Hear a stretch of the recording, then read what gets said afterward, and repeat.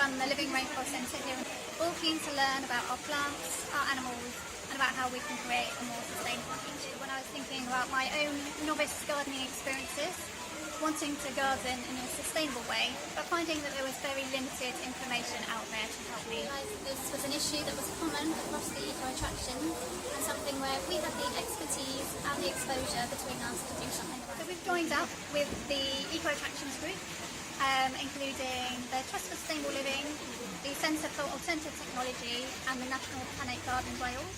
We're going to be making a pledge to cut our use of plastics in our horticulture. We're going to be asking our visitors to do the same, and I'd like to ask the Plan Plastic Fund to join us and pledge to support our work.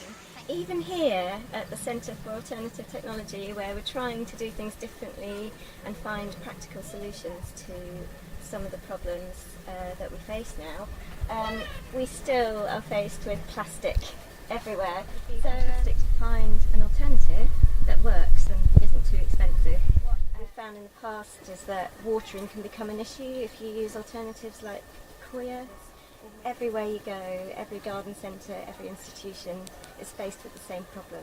Working as a group with other eco-attractions would really promote this project in terms of support, in terms of audience and results. The gardens here in Glenarthney cover over 560 acres that we manage in order to protect and preserve the various plant and animal species that make their home there. One of the main problems that we face today is the use of plastic pots in our botanic gardens and in our nurseries like this one here.